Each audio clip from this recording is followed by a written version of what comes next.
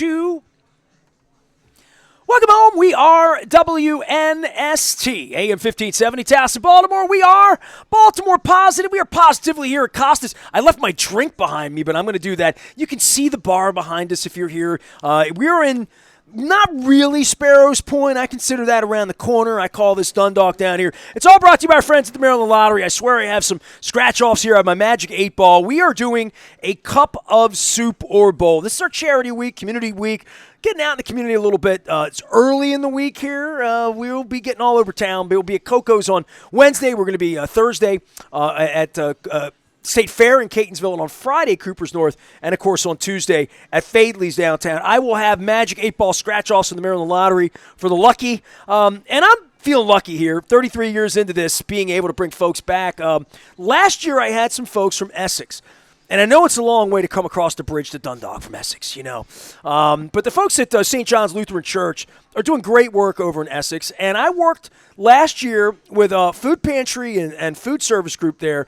This year we're going to talk about Ann's Toy Closet. Robin Emrick is here. She reached me on Facebook. You Essex folks stick together down there, and it's a good community. And I had a beautiful story last year about feeding people and people getting back to work and getting back, helping people in the community move from struggling to sustainable on their own. And I think that's for everybody. Robin, a pleasure to have you here. How are you? I'm well, thank you. Well, I know you're a Costas eater because I saw you over there eating. So are you an East Sider? We are. Where are you from originally? We actually live in Essex. I've lived in Essex my whole life. Your whole life. All right. So my dad came from Scranton, Pennsylvania, in 1943 to work at Martin Marietta. Married my mom at Mount Carmel in 1945, summer 45. They lived in Mars Estates, which is now redone at Joe's and Ann's Corner. And they moved to Taylor Avenue for a number of years in the late 40s after they got married. And they bought their first home for $5,100. On Bank Street in Colgate, and my dad got a job at Westinghouse and then wound up at the Point in the 60s and did 30 years there. So Essex, when I was a little boy, people would ask me at Memorial Stadium in the 70s, where are you from? And I would say Essex. People shocked that I considered Dundalk my home. But Dundalk and Essex were always sort of the same kind of place. East Point Mall, I don't know. East Point Mall was considered Essex at one point. Highlandtown, given a 21224 zip code. So Essex and Dundalk, we're the same thing, even though we fight over the bridge. And the plant itself, Correct. But the odor's on both sides, so we take it equally. Tell everybody where St. John's Lutheran Church is and your involvement there. Sure. St. John's Lutheran is at 518 Franklin Avenue. It is right 2 streets off of the main Eastern Boulevard. We've been there. We are very proud. We just celebrated 120 years. Wow. And that was just a few years ago. And we are a mission-driven organization, and we do a lot of community service work. Well, let's go through it. Sure. Let's talk soup to nuts. You are an Essex person. You look to be about my age, so you've probably been doing this a couple of years down there with the church, 120 years. Give me the seed of your involvement, not just with the church and your beliefs, but just in giving back. I went to Our Lady of Fatima. I was confirmed, altar boy, all of that. There were always things for the old folks going on in the hall in the back. There was a bingo night. There was this, there was that. I didn't notice the poverty in my own community as a child. It's hidden for many years, a shameful position to be in, to ask for help. But I think we all saw the plant close down here, and we all know that there are challenges in our community.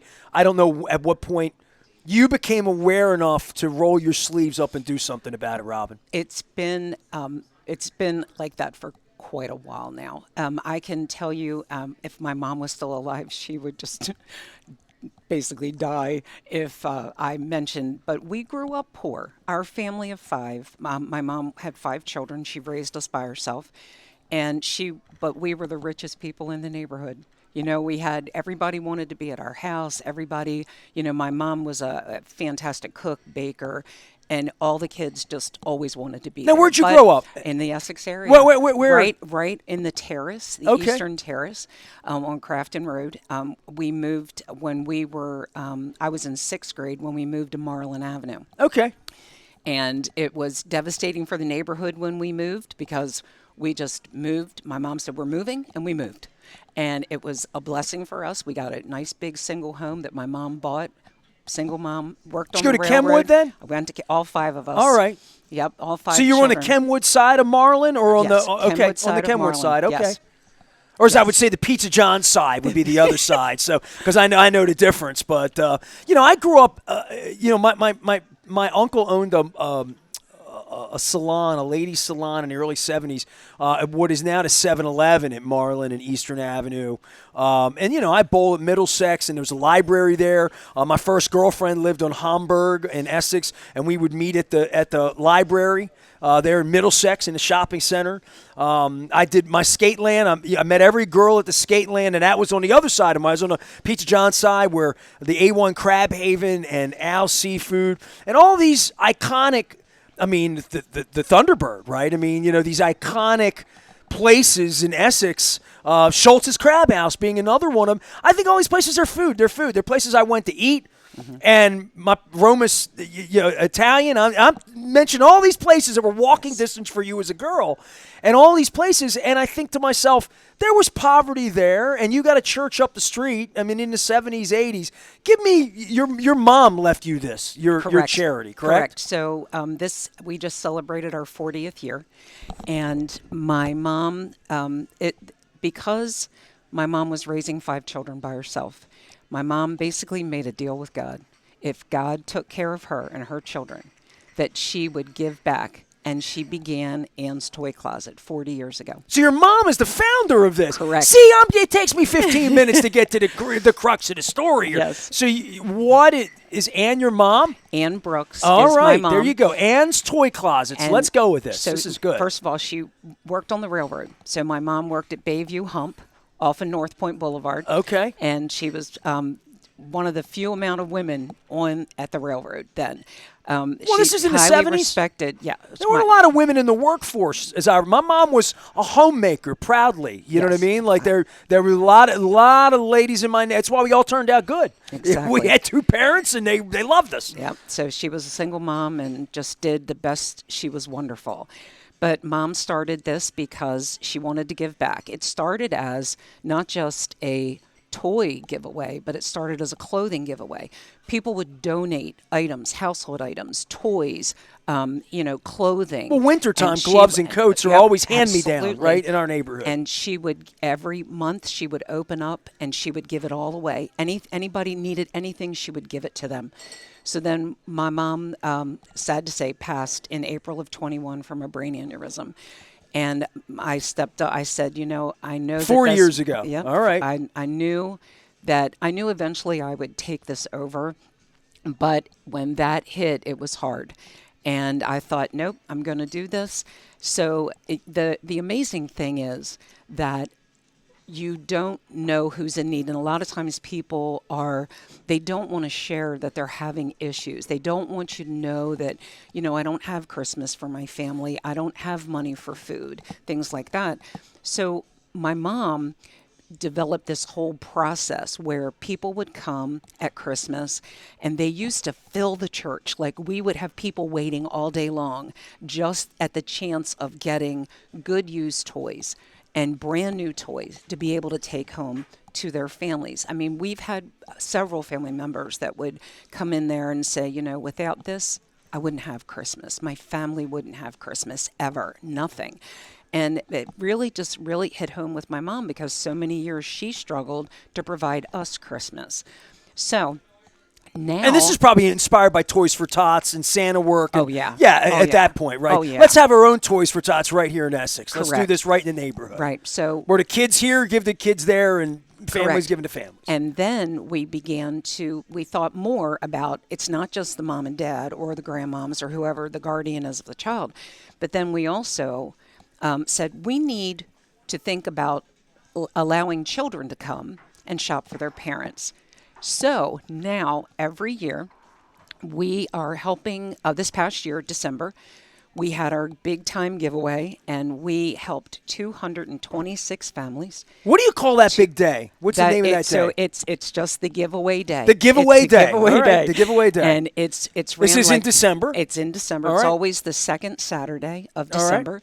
And we run from 9 a.m. till about 4:30 in the afternoon. We have 10 appointments every 15 minutes, and people filter through the church, meaning they shop in the used toy area first, then they go to the new toy area. So, but while they're shopping, their children are in what we call the church parlor, and they're shopping for their parents, their grandparents. So everything that we have is donated. All of the used toys are donated from great people in the community and different organizations we've aligned with. And then we do fundraisers to buy the new toys. So we have different places that we utilize where we can go and purchase toys at deep discounts. So we're able to give everything is given away free to families.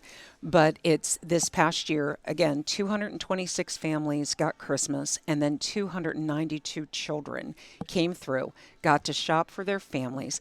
Every child that left our church had a brand new hat, had a brand new scarf, brand new pair of gloves. We always make sure that we do that. And again, this all donated from people in the community. Ann's Toy Closet. Robin Emrick is here. She is from Essex. We let her come into Dundalk. We're here at Costas. It's all on behalf of our friends at the Maryland Lottery and Wise Markets. Big thanks to Wise Markets on an annual basis. They feed a lot of people. It's all for the Maryland Food Bank as well. We'll be doing this all week, telling these amazing stories of community here. I don't have to sing the Dundalk High alma mater here to get this one going. So how can people help? And this is... You get going all year long, April, and you must say at the church, I met the folks, there is an ongoing effort at this special church in Essex to be doing things to help men pick their lives up, people in the community, feeding community. There's a lot of things that go on at your church. You're a once a year, like, Super Bowl, right? Kind of, sort of. Correct. 2 weeks before Christmas, you do this thing, I guess, year long. Look, it's February, you got some toys to give away. You'll take them now, put them in the closet, and we'll bust them out second week of December, right? No, that's not how we operate. No, it's not because it's so massive. You have to picture, our church is a pretty big church. The used toy area is the entire size of the basement of the church. So when I say we start now, we go through, the whole room is cleaned after the giveaway. We then begin to go through all the donations that have already come in. If they have batteries, the batteries are taken out. Tell me, teddy bears, anything that's in your house right now that you want to give to a kid. Correct. Or a parent that a kid can pick out. Correct. Anything. Correct. Bottle of cologne you don't want. Anything you don't want. Absolutely. Anything in the house you don't want. Correct. All right, I like that. Toys, books. We also have, there's one person I really want to mention. His name is Norm Zemsky. This man is 92 years old. We call him the bike man. He has been getting bikes, and a lot of the bikes that he gets are from the Baltimore County Police Department. When a bike is left on the side of the road, they pick them up and nobody claims them. Mr. Norm gets those. He refurbs the bikes. We usually get about 120 to 140 bicycles from him every year. And he's 92 years old. That's a lot of bikes. It's a lot of bikes. Well, somebody better step up for that job. He's 92. When he go, like your mom, we got to figure out somebody to be the bike captain. Yes, exactly. But he is such a wonderful man, and he just gives and gives and gives, and he never asks anything in return. Nothing. See, maybe I should have been from Essex instead of Dundalk. I don't know. I claim Dundalk's pretty good, though. We're here at Costas. Robin Emrick is here. It is Ann's Toy Closet. You can easily find these folks. They are out on Facebook. I found them last year. I'm finding them again this year. They're at St. John's of Essex, St. John's Lutheran Church of Essex. You can pop it right on up. It's got a beautiful... Is that the church there? It's beautiful stained glass. Yes. Look at that beautiful stained glass in that church there. You can find them at stjohnsofessex.org. So it has it right there in the name. And all sorts of things that you guys are doing here. You got Cub Scout troops going on. You had a dinner fundraiser on the 25th of February. February from 4 to 7. So all this information, the Bon Appetito, I can't even say it, I'm Italian. Bon Appetito, Tuesday, February 25th from 4 to 7. They're doing good work over at St. John's Lutheran Church and Ann's Toy Club. So the church is as big as this room, maybe? Like there's a room bigger with the toys. Much bigger. Much bigger than this room. Twice the size. Twice the size of Costas. They're putting toys in, and then you just stack them all up. Correct. And then in December, it's boom. Boom. But God, that feels good. And keeps you alive till December, doesn't it? Gives you something to look forward to. That's better than Christmas, I would say. It does. We also, every now and then, when hardships occur in the community, whether families had a fire or they've had a devastating loss, people reach out to us, reach out to our church, and we make sure that if the child's toys were gone, we replace those toys. We make sure that the child has toys, anything that the family needs. Crisis call. Crisis calls. Correct. Well, that's a beautiful thing. Tell everybody a number. Just go to the website or how can they find you personally? Give me an email. Give me a way to find you. Sure. They can actually reach out on my cell. I'm perfectly fine giving that information. My cell is 410-905-2435. They can text me. They can call me. It doesn't matter. All right. Well, you're really local. You know, you don't even have like an Ann's Toy Closet. I'm gonna get Mike Rosenfeld to figure something out so people can donate to you and make good things happen here in the community. Awesome. Well, we still got like 10 months to gather stuff here, right? Correct. All right, somebody's got to do it. Somebody's working on bikes. I'm gonna work on books. That's what I need to do. I'll work on books. I got Megan McCorkle coming later this week. She has been working with the Enoch Pratt Library. She's going to be doing Live Baltimore. So I have book people. You got me, all you charity nice people got me thinking about how I can be nicer and what I got laying around that I can say, I'm not even using that thing. Let's give that to somebody that can use it, right? Oh, correct. Perfect. Correct. All right. Robin Emrick is here. Ann's Toy Closet. Her mom was Ann, and they're down at St. John's Lutheran Church. All of it brought to you by friends at the Maryland Lottery and Wise Markets. We're here at Costas.